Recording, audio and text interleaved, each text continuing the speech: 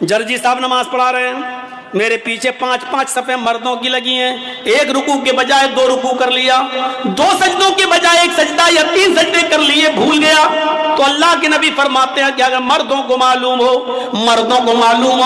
تو مرد سبحان اللہ کہہ کر یاد دلا دیں۔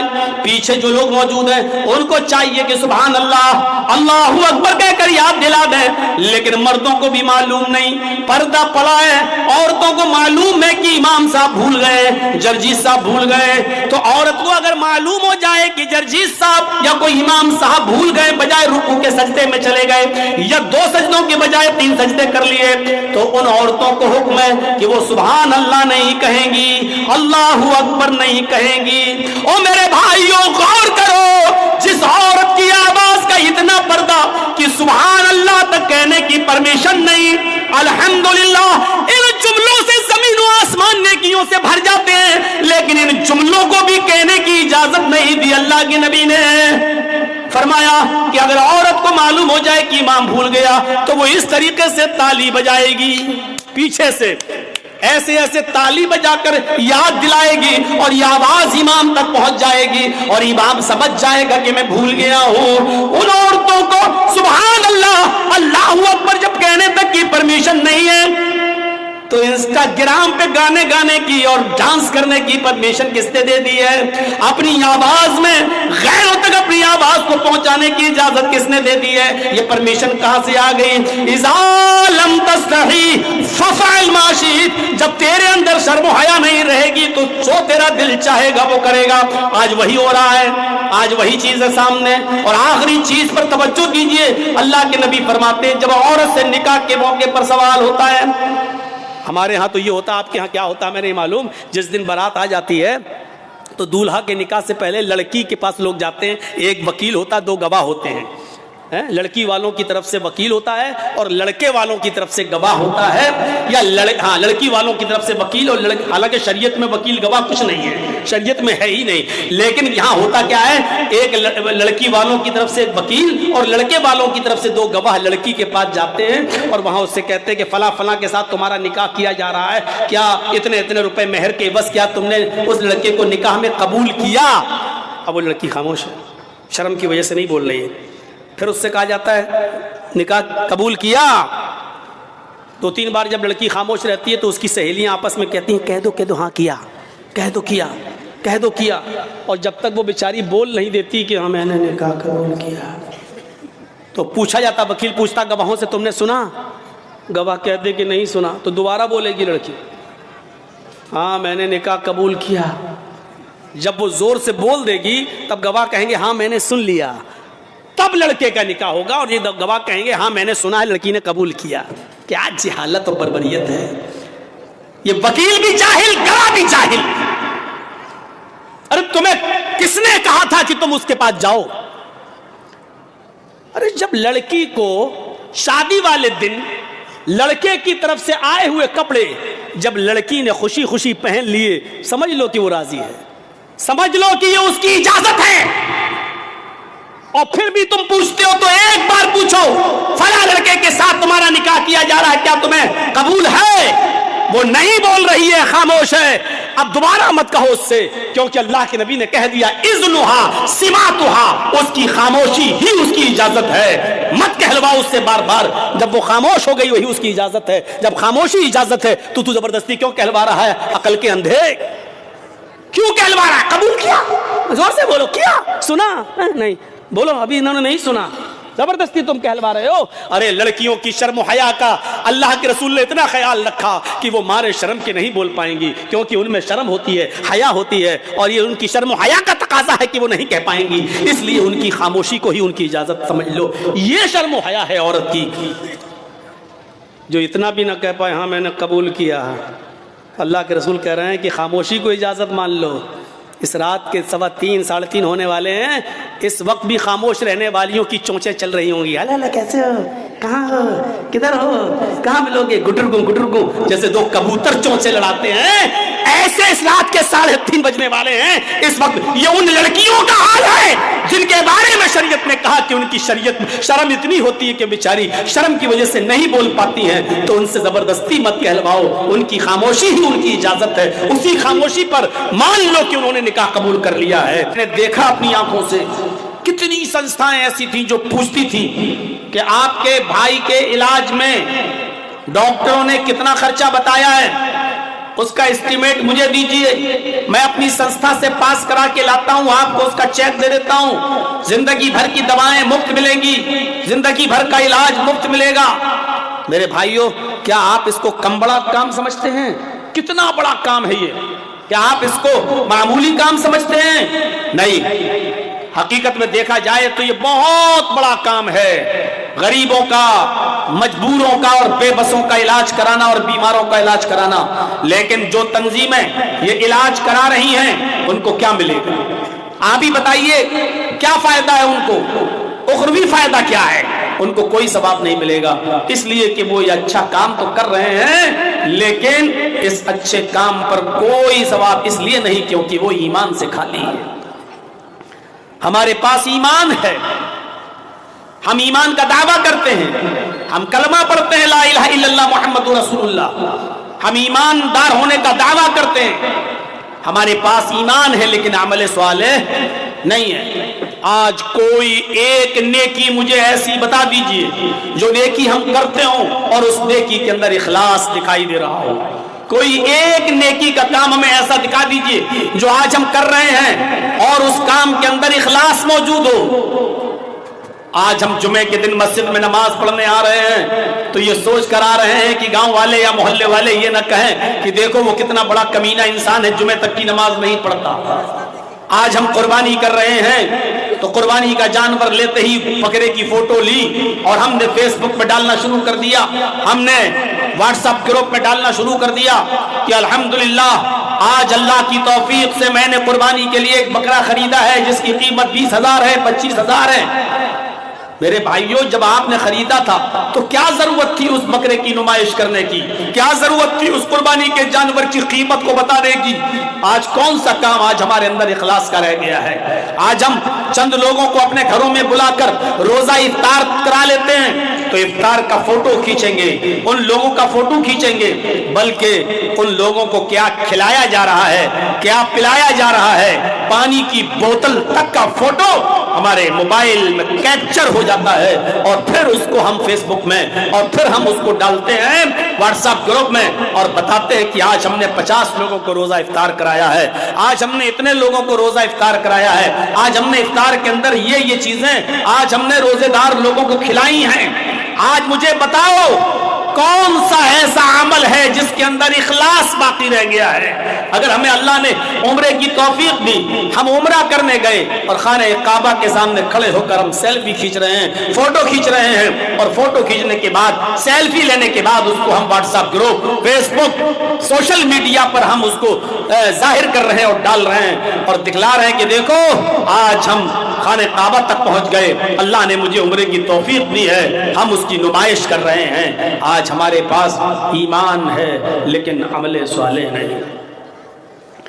ایمان بھی ضروری ہے اور عمل صالح بھی ضروری ہے۔ کبھی یاد کیجئے ہماری اس تقریر کو، شاید میں نے کبھی کوئی ایگزامپل دی ہو، کبھی ہم نے آپ کو کوئی مثال دی ہو۔ ایمان اور عمل صالح ہماری زندگی کے لیے دونوں ایسے ہی ضروری ہیں جیسے موبائل کے لیے سم اور سم کارڈ کے لیے موبائل، دونوں ایک دوسرے کے بغیر ادھورے ہیں، ایسے ایمان کے بغیر عمل صالح اور عمل صالح کے بغیر ایمان انکمپلیٹ ہے، ادھورا ہے، ناقص ہے، کوئی فائدہ نہیں۔ آپ قیمتی سے قیمتی موبائل لے لیجئے، بہت اچھا سے اچھا موبائل لے لیجئے، آئی فون لے لیجئے، آپ زیڈ فولڈ 6 لے لیجئے، مہنگے سے مہنگا موبائل لے لیجئے، 1.5 لاکھ کا 2 لاکھ کا موبائل بھی خرید لیجئے، اور جس دن دکان سے اس موبائل کو خرید کے لائیں گے اسی دن اس موبائل کو کان میں لگا کر کہیے ہیلو ہیلو، آپ کی آواز وہیں دب جائے گی، آپ کی آواز نہیں جائے گی۔ کیوں؟ آپ کہیں صاحب ہم تو 1 لاکھ کا موبائل لائے ہیں، 1.5 لاکھ کا اتنا قیمتی موبائل، لیکن یہ تو دلی اور بمبئی بات نہیں ہو پا رہی ہے، سعودی اور کویت اور دبئی میں بات نہیں ہو پا رہی ہے، ارے پھر اتنا مہنگا موبائل خریدنے کی ضرورت کیا تھی مجھے؟ آپ چیختے رہیے لیکن آپ کی آواز نہیں جائے گی. کیوں؟ اس لیے کہ موبائل تو آپ نے لے لیا لیکن اس موبائل کے اندر سم نہیں پڑا ہوا ہے. جب تک سم کارڈ نہیں ڈالیں گے اور اس سم میں بیلنس نہیں ہوگا تب تک آپ کی آواز دوسرے کو نہیں پہنچے گی. موبائل بہت قیمتی ہے آپ کا لیکن سم نہیں پڑا، موبائل بیکار ہے. اب آپ سم لے لیجئے، جیو کی لے لو، ایئرٹیل کی لے لو، ووڈا کی لے لو، کسی بھی اچھی کمپنی کی سم لے لو اور اس سم میں 10,000 روپے کا بیلنس بھی بھر لو، 20,000 50,000 کا بیلنس بھی ڈال دو. اب اس سم کو کان میں لگا کے کہو ہیلو ہیلو، ارے بھائی آپ کو میری آواز آ رہی؟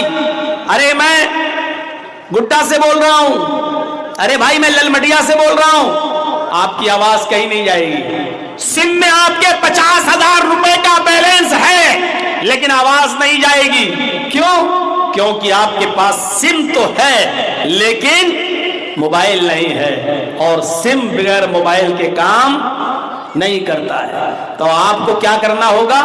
سم کے اندر موبائل کارڈ ڈالنا پڑے گا یا موبائل کے اندر سم کارڈ، موبائل میں سم کارڈ کو ڈالنا پڑے گا.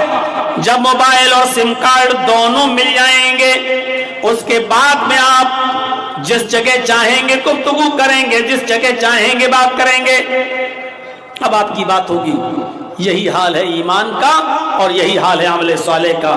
آپ کے پاس ایمان ہے، عمل صالح نہیں تو یہ ایمان کسی کام کا نہیں. آپ کے پاس عمل صالح ہے لیکن ایمان نہیں، ایسا عمل صالح بھی کسی کام کا نہیں. اس لیے فرمایا الا الذین آمنوا وعملوا الصالحات فلہم اجر غیر ممنون. جو ایمان لائے اور جنہوں نے نیک عمل کیے، جو ایمان لائے اور جنہوں نے عمل صالح کیے، جو ایمان لائے اور جنہوں نے اچھے کام کیے، فَلَهُمْ أَجْرٌ غَيْرُ مَمْنُونَ، ان کے لیے ایسا اجر ہے جو کبھی ختم نہیں ہوگا، ان کے لیے ایسا انعام ہے جو کبھی ختم نہیں ہوگا. اے بھائی کیا کر رہے ہیں ادھر؟ صحیح سے بٹھال دیجئے ان کو، بہت دیر سے. اچھا تو ٹھیک ہے تو نکال دیجئے. تو وہ کسی کام کا نہیں ہے.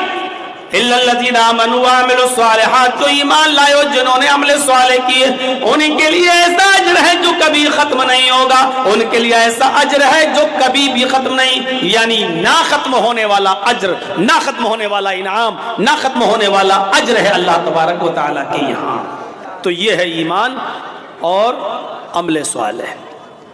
اب ایمان کسے کہتے ہیں اور ایمان ہم سے کس چیز کا تقاضا کرتا ہے؟ ایمان کی 70 سے زیادہ درجے ہیں، شاخائیں ہیں.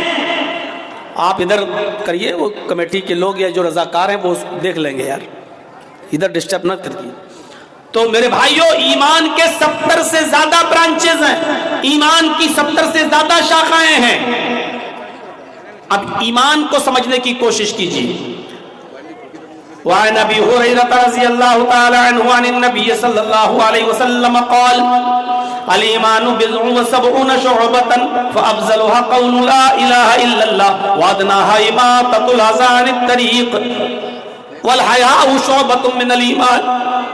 ابو ہریرہ فرماتے ہیں کہ نبی اکرم صلی اللہ علیہ وسلم نے فرمایا، ابو ہریرہ فرماتے ہیں کہ نبی اکرم صلی اللہ علیہ وسلم نے فرمایا ایمان کی 70 سے زیادہ شاخائیں ہیں، ایمان کی 70 سے زیادہ برانچز ہیں. عربی زبان میں جب اس طریقے کا جملہ بولا جائے 50 سے زیادہ، 70 سے زیادہ، 90 سے زیادہ، تو اس سے مراد ہوتی ہے کثرت. اس سے یہ مراد لیا جاتا ہے کہ یہاں گنتی مراد نہیں ہے، یہاں کوانٹٹی مراد نہیں ہے، بلکہ کہ یہاں کثرت مراد ہے.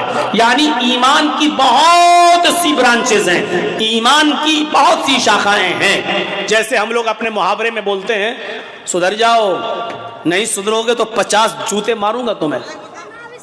کبھی کبھی ہم اور آپ بولتے ہیں نا اے ٹھیک سے رہو، میں 50 جوتے لگاؤں گا تمہیں.